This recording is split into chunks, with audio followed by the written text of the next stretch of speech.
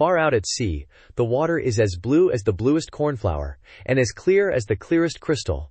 But it is very deep, too deep for any cable to fathom, and if many steeples were piled on the top of one another, they would not reach from the bed of the sea to the surface of the water. Yet, it is down there that the mermen live. Now don't imagine that there are only bare white sands. At the bottom, oh no, the most wonderful trees and plants grow there, with such flexible stalks and leaves, that at the slightest motion of the water, they move just as if they were alive. All the fish, big and little, glide among the branches, just as, up here, birds glide through the air. The palace of the Merman King lies in the very deepest part. Its walls are of coral, and the long fluvented windows of the clearest amber.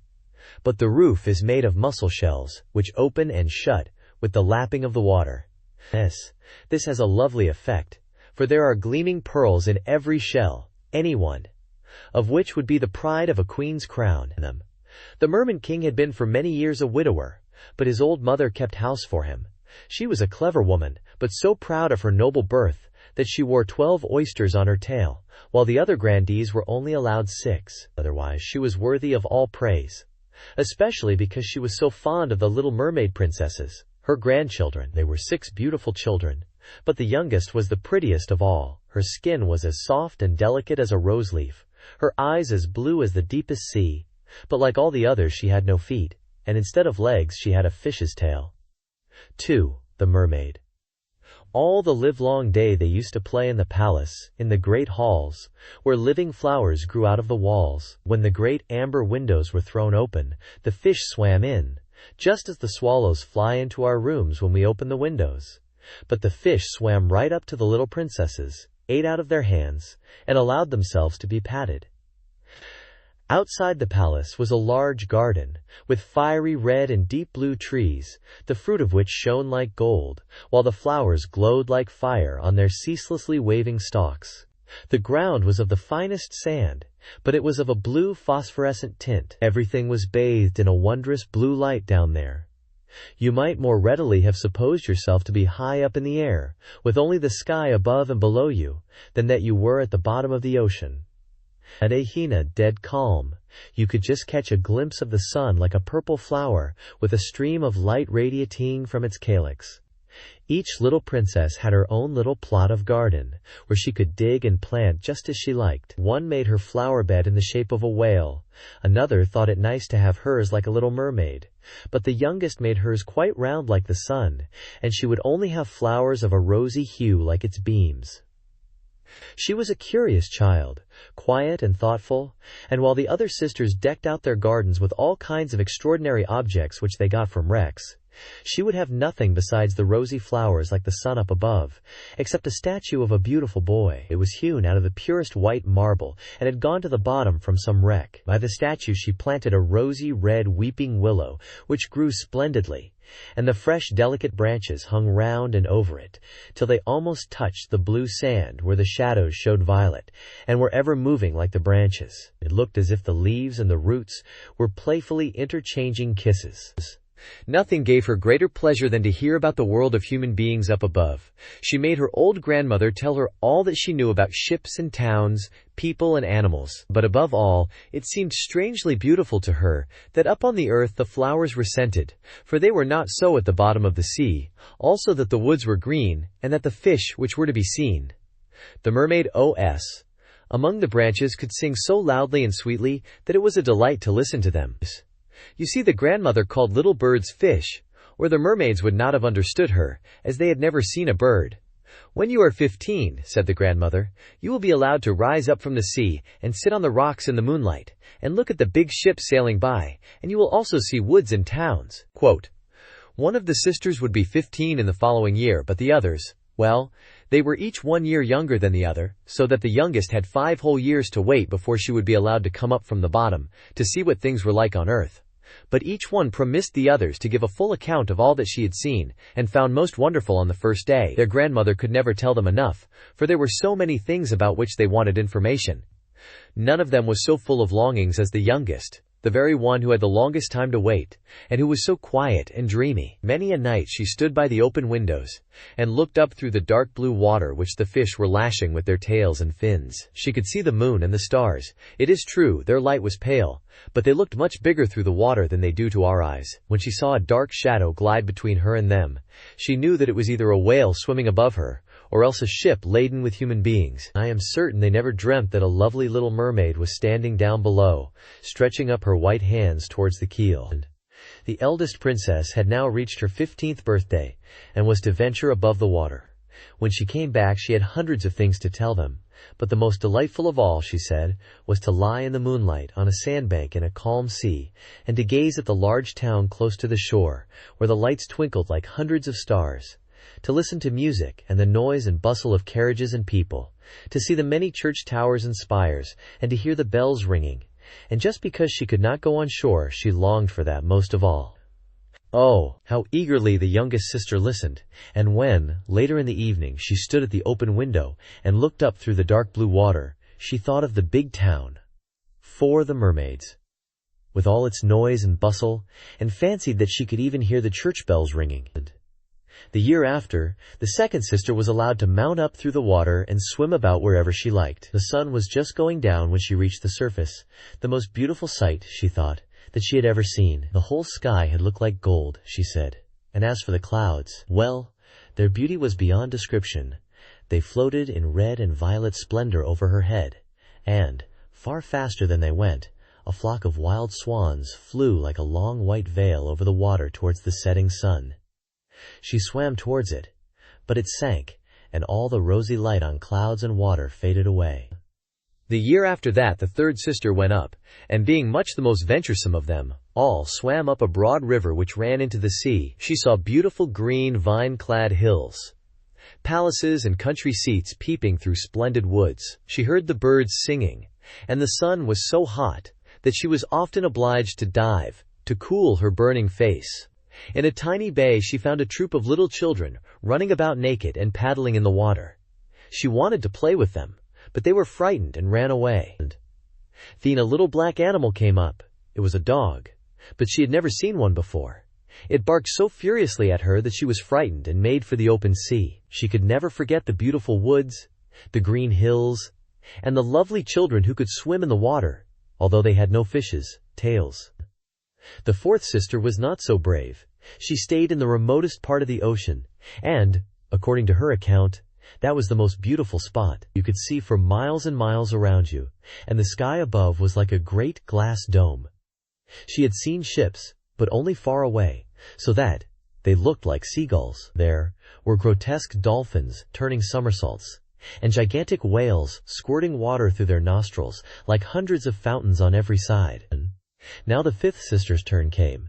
Her birthday fell in the winter, square that she saw sights that the others had not seen on their first trips. The sea looked quite green, and large icebergs were floating about, each one of which looked like a pearl, she said, but was much bigger than the church towers built by men. They took the most wonderful shapes, and sparkled like diamonds. She had seated herself on the Mermaid 5, one of the largest, and all the passing ships sheered of in alarm when they saw her sitting there with her long hair streaming loose in the wind. And in the evening the sky became overcast with dark clouds. It thundered and lightened, and the huge icebergs, glittering in the bright lightning, were lifted high into the air by the black waves. All the ships shortened sails, and there was fear and trembling on every side. But she sat quietly on her floating iceberg, watching the blue lightning flash in zigzags down onto the shining sea. The first time any of the sisters rose above the water, she was delighted by the novelties and beauties she saw. But Vance, grown up, and at liberty to go where she liked, she became indifferent and longed for her home. In the course of a month or so, they all said that after all their own home in the deep was best. It was so cozy there. Many an evening the 5 sisters, interlacing their arms, would rise above the water together. They had lovely voices, much clearer than any mortal, and when a storm was rising, and they expected ships to be wrecked, they would sing in the most seductive strains of the wonders of the deep, bidding the seafarers have no fear of them. But the sailors could not understand the words. They thought it was the voice of the storm, nor could it be theirs to see this Elysium of the deep, for when the ship sank they were drowned, and only reached the merman's palace in death. When the elder sisters rose up in this manner, arm in arm, In the evening, the youngest remained behind quite alone, looking after them as if she must weep. But mermaids have no tears, and so they suffer all the more. "Oh, if I were only 15, she said. "I know how fond I shall be of the world above, and of the mortals who dwell there." At last her 15th birthday came. "Now we shall have you off our hands," said her grandmother, the old Queen Dowager. "Come now, let me adorn you like your other sisters." And she put a wreath of white lilies round her hair, but every petal of the flowers was half a pearl. Then the old queen had 8 oysters fixed onto the princess's tail to show her high rank. But it hurts so," said the little mermaid. "You must endure the pain for the sake of the finery," said her grandmother. 6. The Mermaid. But oh, how gladly would she have shaken off all this splendor, and laid aside the heavy wreath. Her red flowers in her garden suited her much better, but she did not dare to make any alteration. "Goodbye," she said, and mounted as lightly and airily as a bubble through the water. The sun had just set when her head rose above the water, but the clouds were still lighted up with a rosy and golden splendor, and the evening star sparkled in the soft pink sky. The air was mild and fresh, and the sea as calm as a mill pond. A big 3-masted ship lay close by, with only a single sail set, for there was not a breath of wind, and the sailors were sitting about the rigging, on the crosstrees, and at the mastheads. There was music and singing on board, and as the evening closed in, hundreds of gaily colored lanterns were lighted. They looked like the flags of all nations waving in the air.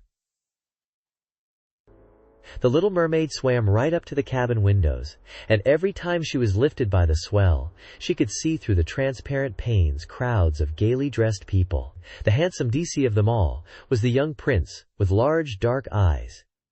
He could not be much more than 16, and all these festivities were in honor of his birthday. The sailors danced on deck, and when the prince appeared among them, hundreds of rockets were let off, making it as light as day, and frightening the little mermaid so much that she had to dive under the water. She soon ventured up again, and it was just as if all the stars of heaven were falling in showers round about her. She had never seen such magic fires. Great suns whirled round. Gorgeous firefish hung in the blue air, and all was reflected in the calm and glassy sea. It was so light on board the ship that every little rope could be seen, and the people still better. Oh, how handsome the prince was, how he laughed and smiled as he greeted his guests, while the music rang out in the quiet night. It got quite late, but the little mermaid could not take her eyes off the ship and the beautiful prince. The colored lanterns were put out, no more rockets were sent up, and the cannon had ceased its thunder. But deep down in the sea there was a dull murmuring and moaning sound. Meanwhile she was rocked up and down on the waves, so that she could look into the cabin. But the ship got more and more way on, sail after sail was filled by the wind, the waves grew stronger, great clouds. The Mermaid 7 gathered, and it lightened in the distance. Oh, there was going to be a fearful storm, and soon the sailors had to shorten sail. The great ship rocked and rolled as she dashed over the angry sea. The black waves rose like mountains, high enough to overwhelm her, but she dived like a swan through them, and rose again and again on their towering crests. The little mermaid thought it a most amusing race, but not so the sailors. Cain. The ship creaked and groaned. The mighty timbers bulged and bent under the heavy blows. The water broke over the decks. Snapping the main mast like a reed, she heeled over on her side, and the water rushed into the hold. Now the little mermaid saw that they were in danger, and she had for her own sake to beware of the floating beams and wreckage. One moment it was so pitch dark that she could not see at all, but when the lightning flashed, it became so light that she could see all on board. Every man was looking out for his own safety as best he could, but she more particularly followed the young prince with her eyes, and when the ship went down, she saw him sink in the deep sea. At first she was quite delighted, for now he was coming to be with her. But then she remembered that human beings could not live under water, and that only if he were dead could he go to her father's palace. No, he must not die. So she swam towards him all among the drifting beams and planks, quite forgetting that they might crush her. She dived deep down under the water, and came up again through the waves, and at last reached the young prince, just as he was becoming unable to swim any further in the stormy sea. His limbs were numbed, his beautiful eyes were closing, and he must have died if the little mermaid had not come to the rescue. She held his head above the water, and let the waves drive them whithersoever they would. By daybreak, all the storm was over. Of the ship not a trace was to be seen. The sun rose from the water in radiant brilliance, and his rosy beams seemed to cast a glow of life into the prince's cheeks, but his eyes remained closed. The mermaid kissed his fair and lofty brow, and stroked back the dripping hair. It seemed to her that he was like the marble statue in her little garden. She kissed him again, and longed that he might live. At last she saw dry land before her, high blue mountains on whose summits the white snow glistened as if a flock of B8. The mermaid swans had settled there. Down by the shore were beautiful green woods, and in the foreground a church or temple, she did not quite know which, but it was a building of some sort. Lemon and orange trees grew in the garden, and lofty palms stood by the gate. At this point, the sea formed a little bay, where the water was quite calm but very deep, right up to the cliffs. At their foot was a strip of fine white sand, to which she swam with the beautiful prince, and laid him down on it, taking great care that his head should rest high up in the warm sunshine. The bells now began to ring in the great white building, and a number of young maidens came into the garden. Then the little mermaid swam further off behind some high rocks, and covered her hair and breast with foam, so that no one should see her little face. And then she watched to see who would discover the poor prince. It was not long before one of the maidens came up to him. At first she seemed quite frightened, but only for an instant, and then she fetched several others, and the mermaid saw that the prince was coming to life, and that he smiled at all those around him, but he never smiled at her. You see, he did not know that she had saved him. She felt so sad that when he was led away into the great building, she dived sorrowfully into the water, and made her way home to her father's palace.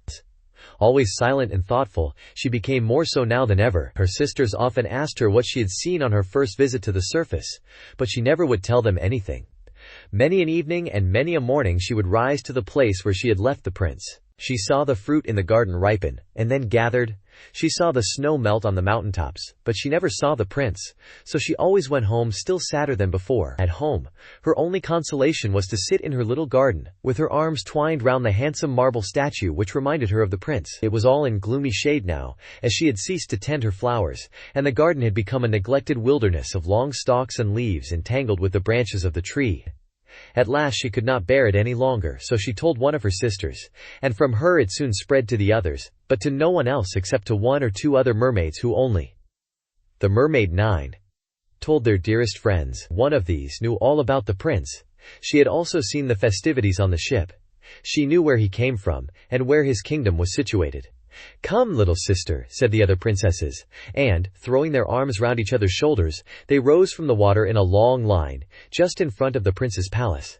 It was built of light yellow glistening stone, with great marble staircases, one of which led into the garden. Magnificent gilded cupolas rose above the roof, and the spaces between the columns which encircled the building were filled with lifelike marble statues. Through the clear glass of the lofty windows you could see gorgeous halls adorned with costly silken hangings, and the pictures on the walls were a sight worth seeing. In the midst of the central hall a large fountain played, throwing its jets of spray upwards to a glass dome in the roof, through which the sunbeams lighted up the water and the beautiful plants which grew in the great basin. She knew now where he lived, and often used to go there in the evenings and by night over the water. She swam much nearer the land than any of the others dared. She even ventured right up the narrow channel under the splendid marble terrace which threw a long shadow over the water. She used to sit here looking at the young prince, who thought he was quite alone in the clear moonlight. She saw him many an evening sailing about in his beautiful boat, with flags waving and music playing. She used to peep through the green rushes, and if the wind happened to catch her long silvery veil and anyone saw it, they only thought it was a swan flapping its wings. Many a night she heard the fishermen, who were fishing by torchlight, talking over the good deeds of the young prince, and she was happy to think that she had saved his life when he was drifting about on the waves, half dead, and she could not forget how closely his head had pressed her breast, and how passionately she had kissed him. But he knew nothing of all this, and never saw her even in his dreams. She became fonder and fonder of mankind, and longed more and more to be able to live among them. Their world seemed so infinitely bigger than hers. With their ships they, 10, the Mermaid, could scour the ocean. They could ascend the mountains high above the clouds, and their wooded, grass-grown islands extended further than her eye could reach. There was so much that she wanted to know, but her sisters could not give an answer to all her questions. So she asked her old grandmother, who knew the upper world well, and rightly called it the country above the sea. "TF men are not drowned, asked the little mermaid. "Do they live forever? Do they not die as we do down here in the sea?" "Yes," said the old lady. "They have to die too, and their lifetime is even shorter than ours. We may live here for 300 years, but when we cease to exist, we become mere foam on the water, and do not have so much as a grave among our dear ones. We have no immortal souls. We have no future life. We are just like the green seaweed, which, once cut down, can never revive again. Men, on the other hand, have a soul which lives forever, lives after the body has become dust. It rises through the clear air, up to the shining stars. Just as we rise from the water to see the land of mortals, so they rise up to unknown beautiful regions which we shall never see." "Why have we no immortal souls?" asked the little mermaid sadly. "I would give all my 300 years to be a human being for one day, and afterwards to have a share in the heavenly kingdom." "You must not be thinking about that," said the grandmother. "We are much better off and happier than human beings." Quote, "Then I shall have to die and to float as foam on the water, and never hear the music of the waves, or see the beautiful flowers or the red sun. Is there nothing I can do to gain an immortal soul?" "No," said the grandmother. "Only if a human being so loved you that you were more to him than father or mother, if all his thoughts and all his love were so centered in you that he would let the priest join your hands and would vow to be faithful to you here and to all eternity, then your body would become infused with his soul. Thus and only thus could you gain a share in the felicity of mankind. He would give you a soul while yet keeping his own. But that can never happen. That which is your greatest beauty in the sea, your fish's tail, is thought. The mermaid hideous up on earth, so little do they understand about it. To be pretty there you must have 2 clumsy supports, which they call legs." Then the little mermaid sighed and looked sadly at her fish's tail. "Let us be happy," said the grandmother. "We will hop and skip during our 300 years of life. It is surely a long enough time, and after it is over we shall rest all the better in our graves. There is to be a court ball tonight." This was a much more splendid affair than we ever see on earth. The walls and the ceiling of the great ballroom were of thick but transparent glass. Several hundreds of colossal mussel shells, rose red and grass green, were ranged in order round the sides, holding blue lights, which illuminated the whole room and shone through the walls, so that the sea outside was quite lit up. You could see countless fish, great and small, swimming towards the glass walls, some with shining scales of crimson hue, while others were golden and silvery. In the middle of the room was a broad stream of running water, and on this the mermaids and mermen danced to their own beautiful singing. No earthly beings have such lovely voices. The little mermaid sang more sweetly than any of them, and they all applauded her. For a moment she felt glad at heart, for she knew that she had the finest voice either in the sea or on land. But she soon began to think again about the upper world. She could not forget the handsome prince, and her sorrow in not possessing, like him, an immortal soul. Therefore she stole out of her father's palace, and while all within was joy and merriment, she sat sadly in her little garden. Suddenly she heard the sound of a horn through the water, and she thought, "Now he is out sailing up there, he whom I love more than father or mother, he to whom my thoughts cling, and to whose hands I am ready to commit the happiness of my life. I will dare anything to win him and to gain an immortal soul. While my sisters are dancing in my father's palace, I will go to the sea witch, of whom I have always been very much afraid. She will perhaps be able to advise and help me." Thereupon the little mermaid left the garden and went towards the roaring whirlpools at the back of which the witch lived. She had never been that way before. No. 12. The mermaid flowers grew there, no seaweed, only the bare gray sands stretched towards the whirlpools, which, like rushing mill-wheels, swirled round, dragging everything that came within reach down to the depths. She had to pass between these boiling eddies to reach the witch's domain, and for a long way the only path led over warm, bubbling mud, which the witch called her peat bog. Her house stood behind this, in the midst of a weird forest. All the trees and bushes were polyps, half animal and half plant. They looked like 100-headed snakes growing out of the sand. The branches were long, slimy arms, with tentacles like wriggling worms, every joint of which, from the root to the outermost tip, was in constant motion. They wound themselves tightly round whatever they could lay hold of, and never let it escape. The little mermaid standing outside was quite frightened. Her heart beat fast with terror, and she nearly turned back. But then she remembered the prince and the immortal soul of mankind and took courage. She bound her long flowing hair tightly round her head, so that the polyp should not seize her by it, folded her hands over her breast, and darted like a fish through the water, in between the hideous polyps which stretched out their sensitive arms and tentacles towards her. She could see that every one of them had something or other, which they had grasped with their 100 arms, and which they held as if in iron bands. The bleached bones of men who had perished at sea and sunk below peeped forth from the arms of some, while others clutched rudders and sea chests, or the skeleton of some land animal, and most horrible of all, a little mermaid whom they had caught and suffocated. Then she came to a large opening in the wood where the ground was all slimy, and where some huge fat water snakes were gamboling about. In the middle of this opening was a house built of the bones of the wrecked. There sat the witch, letting a toad eat out of her mouth, just as mortals let a little canary eat sugar. She called the hideous water snakes her little chickens, and allowed them to crawl about on her unsightly bosom.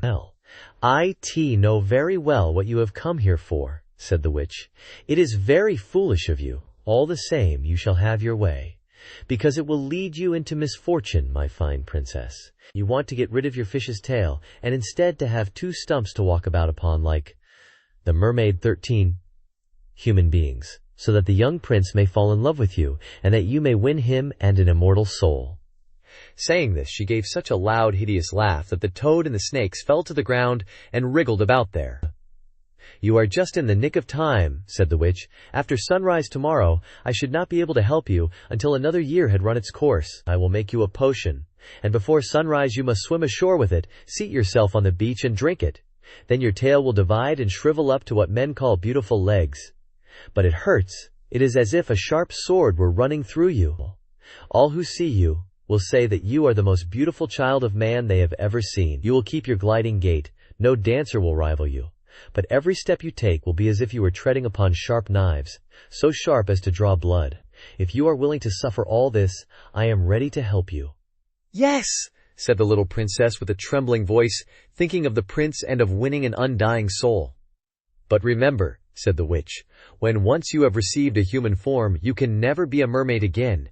You will never again be able to dive down through the water to your sisters and to your father's palace. And if you do not succeed in winning the prince's love, so that for your sake he will forget father and mother, cleave to you with his whole heart, let the priest join your hands and make you man and wife, you will gain no immortal soul. The first morning after his marriage with another your heart will break, and you will turn into foam of the sea." Times tea will do it," said the little mermaid, as pale as death. "But you will have to pay me too," said the witch, "and it is no trifle that I demand. You have the most beautiful voice of any at the bottom of the sea, and I dare say that you think you will fascinate him with it. But you must give me that voice. I will have the best you possess in return for my precious potion. I have to mingle my own blood with it, so as to make it as sharp as a 2-edged sword." "But if you take my voice," said the little mermaid, "what have I left?" "Your beautiful form," said the witch, "your gliding 14, the mermaid gait, and your speaking eyes. With these you ought surely to be able to bewitch a human heart. Well, have you lost courage? Put out your little tongue, and I will cut it off in payment for the powerful draught." "Ted it be done," said the little mermaid, and the witch put on her cauldron to brew the magic potion. "There is nothing like cleanliness," said she, as she scoured the pot with a bundle of snakes. Then she punctured her breast, and let the black blood drop into the cauldron, and the steam took the most weird shapes, enough to frighten anyone. Every moment the witch threw new ingredients into the pot, and when it boiled, the bubbling was like the sound of crocodiles weeping. At last the potion was ready, and it looked like the clearest water. "There it is," said the witch, and thereupon she cut off the tongue of the little mermaid, who was dumb now, and could neither sing nor speak. "If the polyp should seize you, when you go back through my wood," said the witch, "just drop a single drop of this liquid on them, and their arms and fingers will burst into 1,000 pieces." But the little mermaid had no need to do this, for at the mere sight of the bright liquid which sparkled in her hand like a shining star, they drew back in terror. So she soon got past the wood, the bog, and the eddying whirlpools. She saw her father's palace. The lights were all out in the great ballroom, and no doubt all the household was asleep. But she did not dare to go in now that she was dumb and about to leave her home forever. She felt as if her heart would break with grief. She stole into the garden and plucked a flower from each of her sister's plots. wafted with her hand countless kisses towards the palace, and then rose up through the dark blue water. The sun had not risen when she came in sight of the prince's palace and landed at the beautiful marble steps. The moon was shining bright and clear. The little mermaid drank the burning, stinging draught, and it was like a sharp, two-edged sword running through her tender frame. She fainted away, and lay as if she were dead. When the sun rose on the sea, she woke up and became conscious of a sharp pang, but just in front of her stood the handsome young prince, fixing his coal-black eyes on her. She cast hers down and saw that her fish's tail was gone, and that the Mermaid 15. She had the prettiest little white legs any maiden could desire, but she was quite naked, so she wrapped her long thick hair around her. The prince asked who she was and how she came there.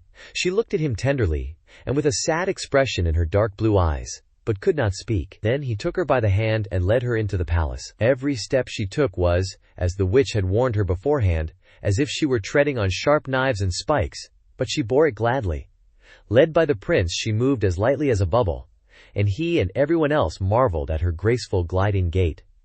And, clothed in the costliest silks and muslins, she was the greatest beauty in the palace, but she was dumb and could neither sing nor speak. Beautiful slaves clad in silks and gold came forward and sang to the prince and his royal parents.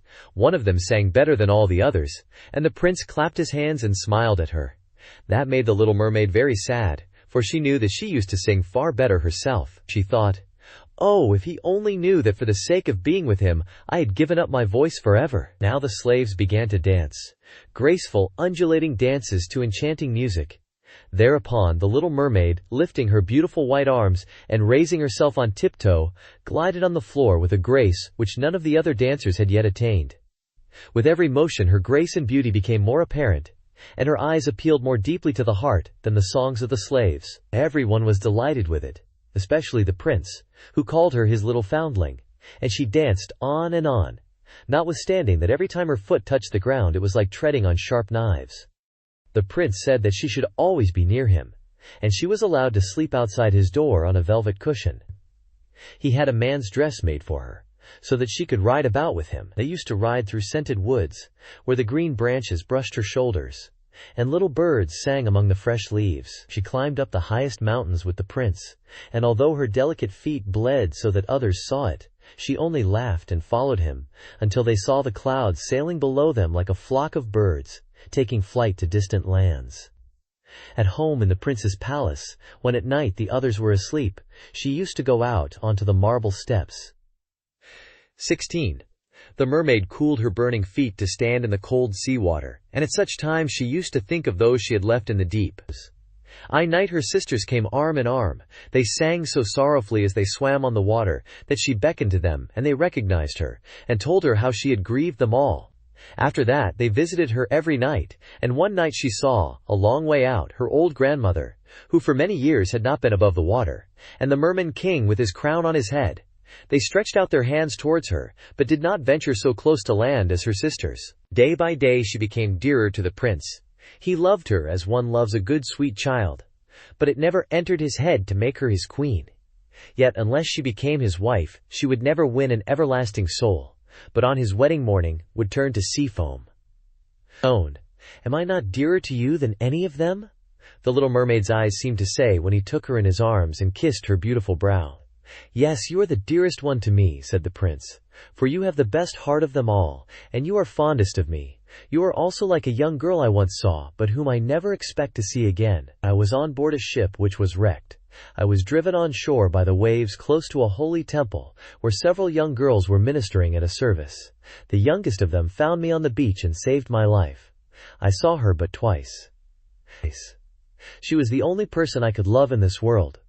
But you are like her. You almost drive her image out of my heart. She belongs to the holy temple, and therefore by good fortune you have been sent to me. We will never part."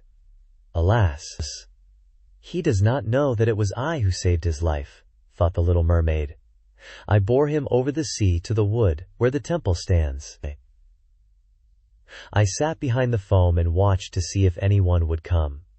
I saw the pretty girl he loves better than me. And the mermaid heaved a bitter sigh, for she could not weep. "The girl belongs to the holy temple," he has said. She will never return to the world. They will never meet again. I am here with him. I see him every day. Yes, I will tend him, love him, and give up my life to him." But now the rumor ran that the prince was to be married, the mermaid 17, to the beautiful daughter of a neighboring king, and for that reason was fitting out a splendid ship. It was given out that the prince was going on a voyage to see the adjoining countries, but it was without doubt to see the king's daughter. He was to have a great suite with him, but the little mermaid shook her head and laughed. She knew the prince's intentions much better than any of the others. "I must take this voyage," he had said to her. "I must go and see the beautiful princess. My parents demand that, but they will never force me to bring her home as my bride. I can never love her. She will not be like the lovely girl in the temple whom you resemble. If ever I had to choose a bride, it would sooner be you with your speaking eyes, my sweet dumb foundling." And he kissed her rosy mouth, played with her long hair, and laid his head upon her heart, which already dreamt of human joys and an immortal soul. "You are not frightened of the sea, I suppose, my dumb child?" he said, as they stood on the proud ship which was to carry them to the country of the neighboring king. And he told her about storms and calms, about curious fish in the deep, and the marvels seen by divers, and she smiled at his tales, for she knew all about the bottom of the sea much better than anyone else.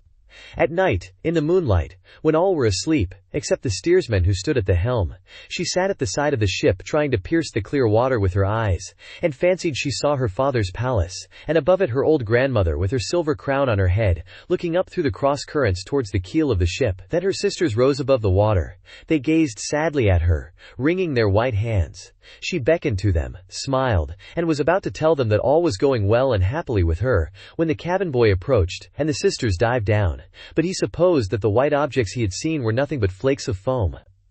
The next morning the ship entered the harbor of the neighboring king's magnificent city. The church bells rang and trumpets were sounded from every lofty tower, while the soldiers paraded with flags flying and glittering bayonets. There was a fete every day. There was a succession of balls, and receptions followed one after the other, but the princess was not yet present. She was being brought up a long way off, in a holy temple they said, and was 18, the mermaid, learning all the royal virtues, the balls. At last she came. The little mermaid stood eager to see her beauty, and she was obliged to confess that a lovelier creature she had never beheld. Her complexion was exquisitely pure and delicate, and her trustful eyes of the deepest blue shone through their dark lashes. "T is you," said the prince. "You who saved me when I lay almost lifeless on the beach?" And he clasped his blushing bride to his heart. "Oh, I am too happy," he exclaimed to the little mermaid.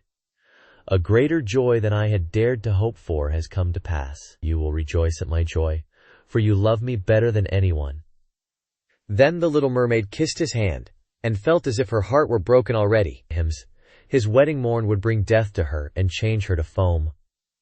All the church bells pealed, and heralds rode through the town proclaiming the nuptials. Upon every altar throughout the land, fragrant oil was burnt in costly silver lamps, amidst the swinging of censers by the priests. The bride and bridegroom joined hands and received the bishop's blessing. The little mermaid, dressed in silk and gold, stood holding the bride's train. But her ears were deaf to the festal strains. Her eyes saw nothing of the sacred ceremony. She was thinking of her coming death, and of all that she had lost in this world. That same evening the bride and bridegroom embarked. Amidst the roar of cannon and the waving of banners, a royal tent of purple and gold, softly cushioned, was raised amidships, where the bridal pair were to repose during the calm, cool night. The sails swelled in the wind, and the ship skimmed lightly and almost without motion over the transparent sea. At dusk, lanterns of many colors were lighted, and the sailors danced merrily on deck. The little mermaid could not help thinking of the first time she came up from the sea, and saw the same splendor and gaiety. And she now threw herself among the dancers, whirling, as a swallow skims through the air when pursued. The onlookers cheered her in amazement. Never had she danced so divinely. Her delicate feet pained her, as if they were cut with knives, but she did not feel it, for the pain at her heart was much sharper. She knew that it was the last night that she would. The mermaid 19 breathed the same air as he, and would look upon the mighty deep and the blue starry heavens. An endless night without thought and without dreams awaited her, who neither had a soul nor could win one. The joy and revelry on board lasted till long past midnight. She went on laughing and dancing with the thought of death all the time in her heart. The prince caressed his lovely bride, and she played with his raven locks, and with their arms entwined they retired to the gorgeous tent. All became hushed and still on board the ship. Only the steersman stood at the helm. The little mermaid laid her white arms on the gunwale and looked eastwards for the pink-tinted dawn. The first sunbeam she knew would be her death. Then she saw her sisters rise from the water. They were as pale as she was. Their beautiful long hair no longer floated on the breeze, for it had been cut off. "We have given it to the witch to obtain her help, so that you may not die tonight. She has given us a knife. Here it is. Look how sharp it is. Before the sun rises, you must plunge it into the prince's heart, and when his warm blood sprinkles your feet, they will join together and grow into a tail, and you will once more be a mermaid. You will be able to come down into the water to us, and to live out your 300 years before you are turned into dead, salt sea foam. Make haste, you or he must die before sunrise. Our old grandmother is so full of grief that her white hair has fallen off, as ours fell under the witch's scissors. Slay the prince, and come back to us. Quick, quick, do you not see the rosy streak in the sky? In a few moments, the sun will rise, and then you must die." Saying this, they heaved a wondrous deep sigh and sank among the waves. The little mermaid drew aside the purple curtain from the tent and looked at the beautiful bride asleep with her head on the prince's breast. She bent over him and kissed his fair brow, looked at the sky where the dawn was spreading fast, looked at the sharp knife, and again fixed her eyes on the prince who, in his dream, called his bride by name. Yes, she alone was in his thoughts. For a moment the knife quivered in her grasp, then she threw it copyright far out among the waves now rosy in the morning light, and where it fell the water bubbled up like drops of blood. Once more she looked at the prince, with her eyes. 20. The mermaid, already dimmed by death, then dashed overboard and fell, her body dissolving into foam. Now the sun rose from the sea, and with its kindly beams warmed the deadly cold foam, so that the little mermaid did not feel the chill of death. She saw the bright sun, and above her floated hundreds of beauteous ethereal beings, through which she could see the white ship and the rosy heavens. Their voices were melodious, but so spirit-like that no human ear could hear them, any more than an earthly eye could see their forms. Light as bubbles they floated through the air without the aid of wings. The little mermaid perceived that she had a form like theirs.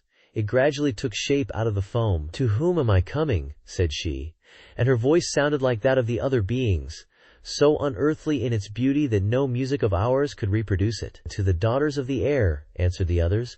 "A mermaid has no undying soul, and can never gain one without winning the love of a human being. Her eternal life must depend upon an unknown power. Nor have the daughters of the air an everlasting soul, but by their own good deeds they may create one for themselves. We fly to the tropics, where mankind is the victim of hot and pestilent winds. There we bring cooling breezes. We diffuse the scent of flowers all around, and bring refreshment and healing in our train. When, for 300 years, we have labored to do all the good in our power, we gain an undying soul, and take a part in the everlasting joys of mankind. You, poor little mermaid, have, with your whole heart, struggled for the same thing as we have struggled for. You have suffered and endured, raised yourself to the spirit world of the air, and now, by your own good deeds, you may, in the course of 300 years, work out for yourself an undying soul." Then the little mermaid lifted her transparent arms towards God's sun, and for the first time shed tears. On board ship all was again life and bustle. She saw the prince, with his lovely bride, searching for her. They looked sadly at the bubbling foam, as if they knew that she had thrown herself into the waves. Unseen she kissed the bride on her brow, smiled at the prince, and rose aloft with other spirits of the air to the rosy clouds which sailed above them. The mermaid O.T. "In 300 years we shall thus float into paradise." "We might reach it sooner," whispered one. "Unseen we flit into those homes of men where there are children, and for every day that we find a good child who gives pleasure to its parents and deserves their love, God shortens our time of probation. The child does not know when we fly through the room, and when we smile with pleasure at it, 1 year of our 300 is taken away. But if we see a naughty or badly disposed child, we cannot help shedding tears of sorrow, and every tear adds a day to the time of our probation. Quote.